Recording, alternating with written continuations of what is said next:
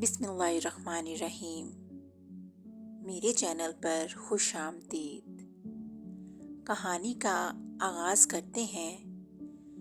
یمن کی ملکہ صبح کے وقت محل کی چھت سے عقب میں بہنے والے دریا کا نظارہ کرنے کے بعد زینے سے اتر رہی تھی کہ اچانک اس کا پاؤں پھسلا اور وہ کلا بازیاں کھاتی ہوئی 20ویں سیڑھی سے نیچے آ گری۔ اس کی چیخیں سن کر غلام اور کنیزیں شور مچاتی ہوئی اس کے قریب پہنچیں تو ملکہ بے ہوش ہو چکی تھی۔ اس کے سر سے خون بہہ رہا تھا۔ اتنے میں بادشاہ بھی بھاگا بھاگا وہاں آیا۔ اس نے کنیزوں کو حکم دیا کہ بے ہوش ملکہ کو خوابگاہ میں پہنچا دیا جائے۔ پھر اس نے شاہی طبیبوں کو بلانے کا حکم دیا۔ چند غلام طبیبوں کو بلانے کے لیے بھاگے۔ بادشاہ ملکہ کی خوابگاہ میں پہنچا جہاں کنیزوں نے ملکہ کو پلنگ پلٹا دیا تھا۔ بادشاہ کو ملکہ کے زخمی ہونے کا بہت دکھ تھا اور اب وہ اس کی زندگی کی دعائیں مانگ رہا تھا۔ چند لمحوں بعد شاہی طبیب بھی آ گئے۔ انہوں نے آتے ہی ملکہ کا معائنہ کیا اور اس کے زخموں کی مرہم پٹی کرنے کے بعد بادشاہ سے بولے، حضور فکر کی کوئی بات نہیں، ملکہ ابھی ہوش میں آ جائیں گی۔ بادشاہ ان کی تسلی سے مطمئن ہو گیا اور ملکہ کی طرف دیکھنے لگا۔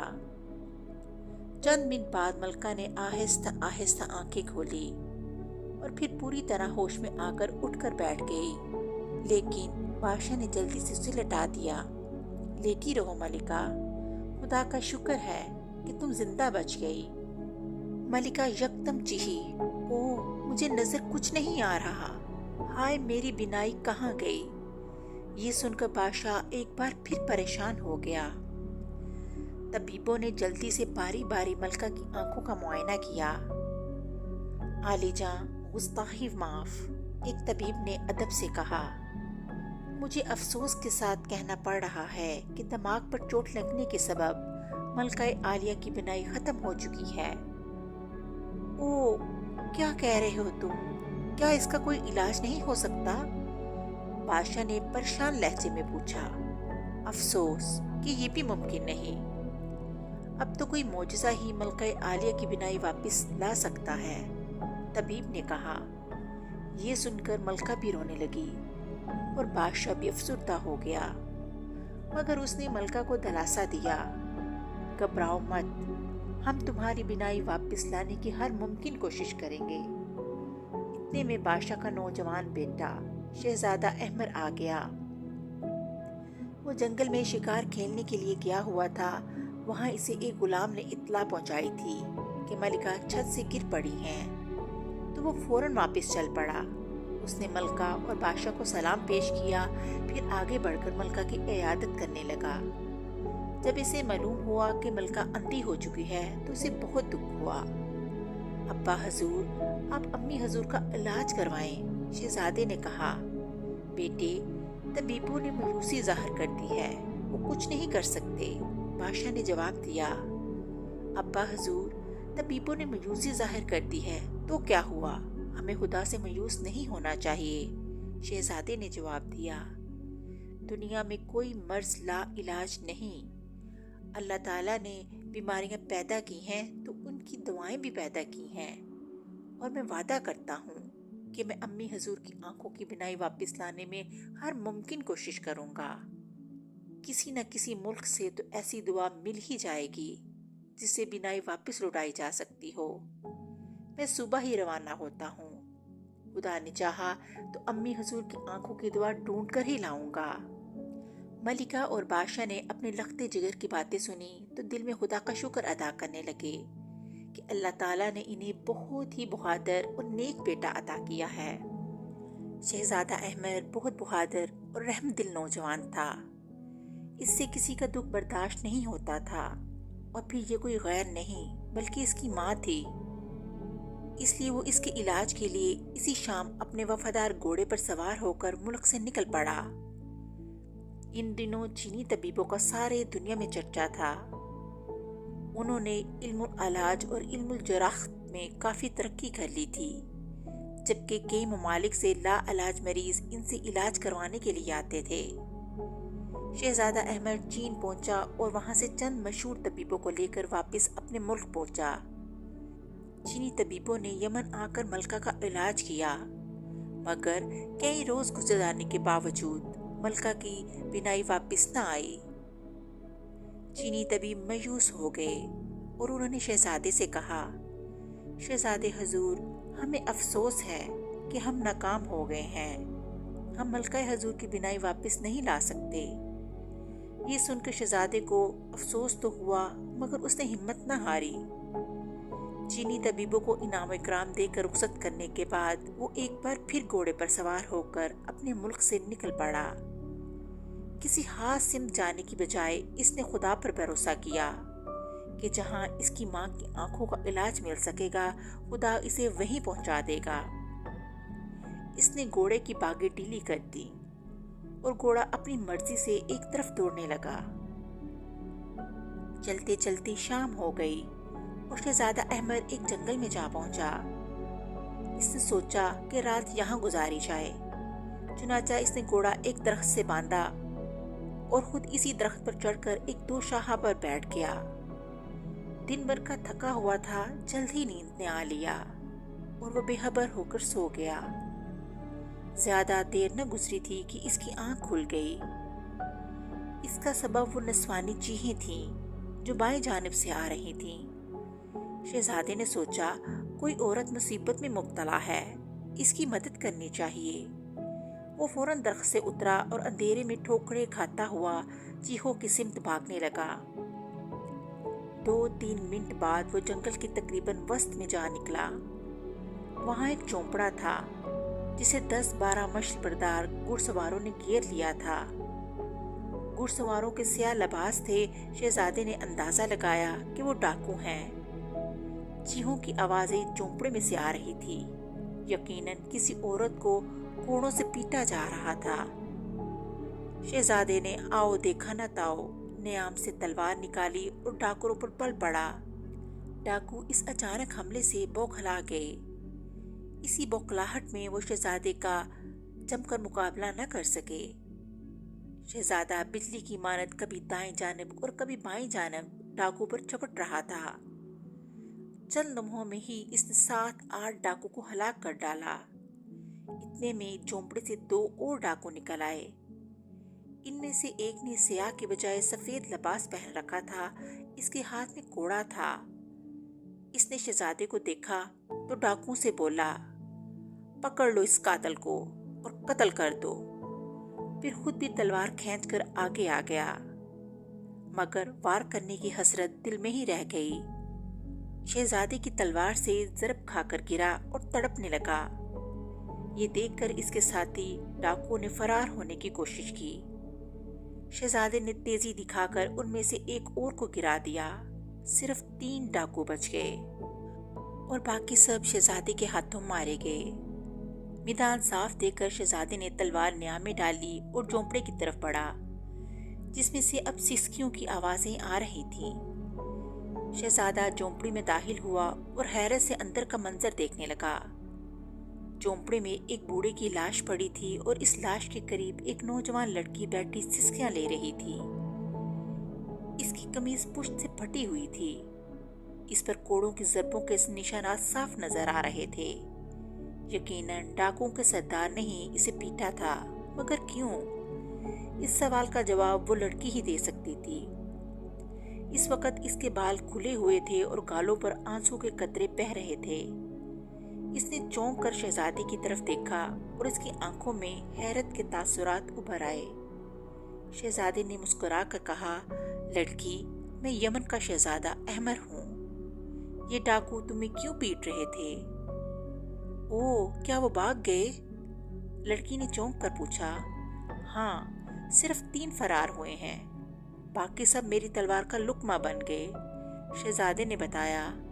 लड़की ने जल्दी से उठकर बाहर झांका और वहां डाकू की लाशें देखकर वापस पलट आई। शहजादे, मैं तुम्हारा किस मुंह से शुक्रिया अदा करूं? लड़की ने इत्मीनान का सांस लिया। तुमने डाकुओं से मेरे बूढ़े बाप के कत्ल और मेरी बेहुरमती का इंतकाम लेकर मुझ पर अजीम एहसान किया है।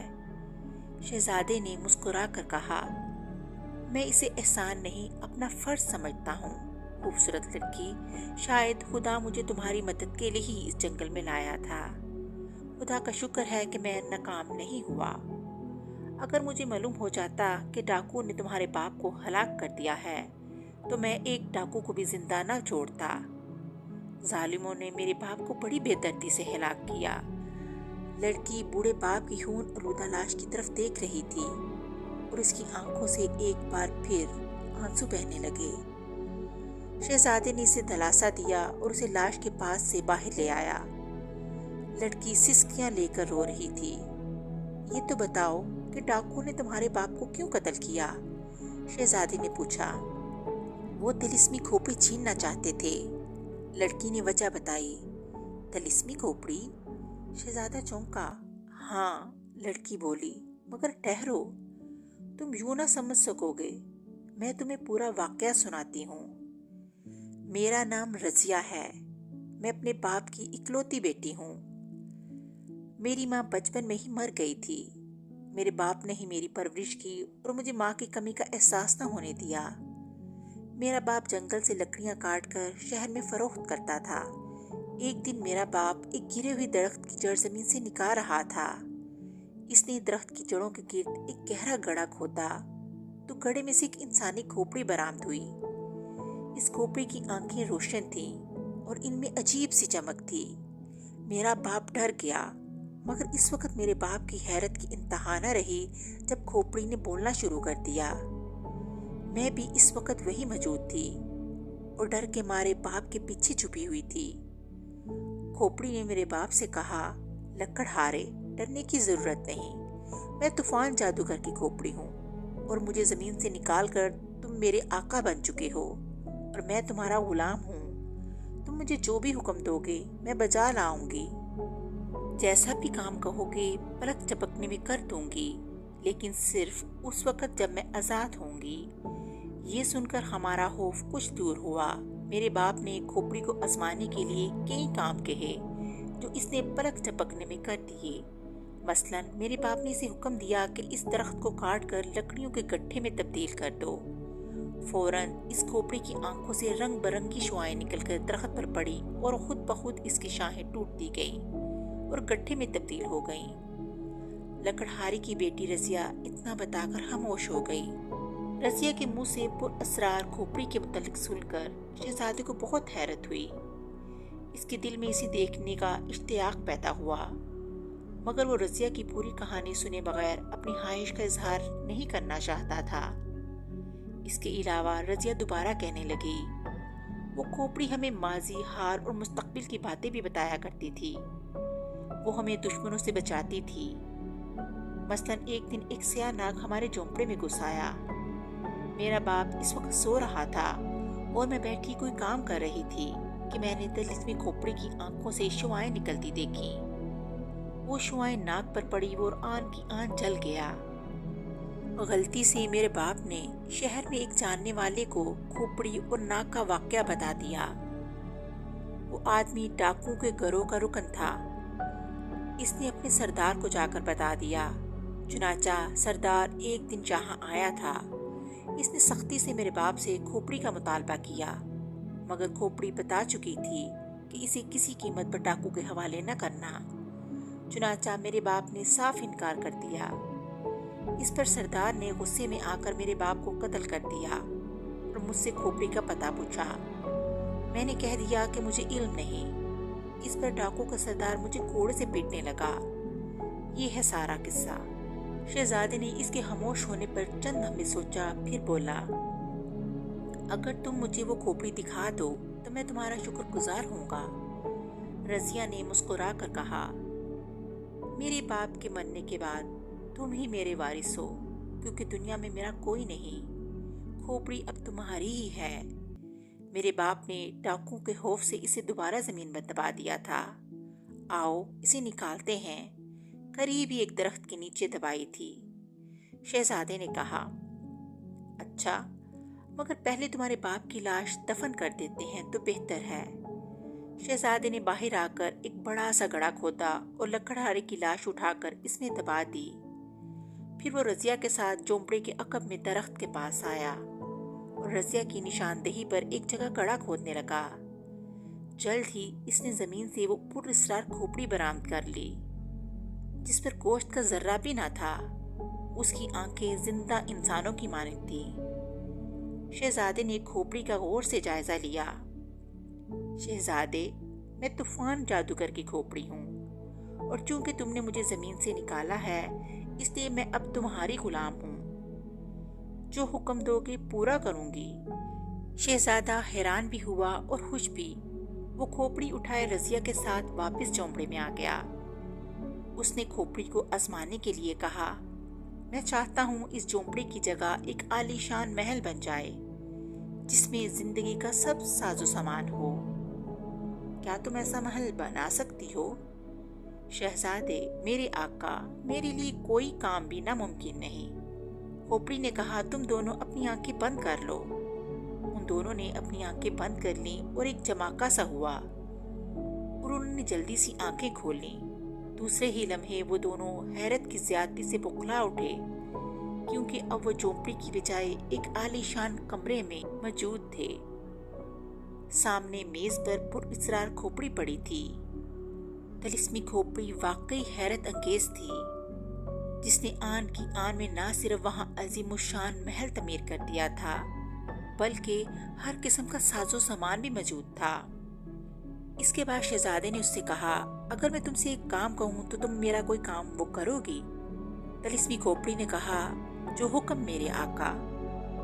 शहजादे ने कहा, मेरी वालदा माजिदा जो सीढ़ियों से गिर चुकी थी और उनकी बिनाई जा चुकी है, क्या तुम उनकी बिनाई वापस ला सकती हो?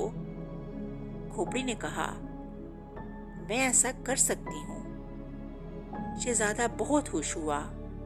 उसने तिलिस्मी खोपड़ी को लिया और रज़िया को भी अपने साथ ले लिया और वापस अपने महल में आ गया। उसने वो खोपड़ी अपनी वालिदा माजिदा के कमरे में रखी। खोपड़ी की आंखों से शुआएं निकली और जूं ही शुआएं निकली, मालिका की आंखें दोबारा रोशन हो गईं। बादशाह सलामत ये देखकर बहुत खुश हुए और शहजादा भी बहुत खुश हुआ।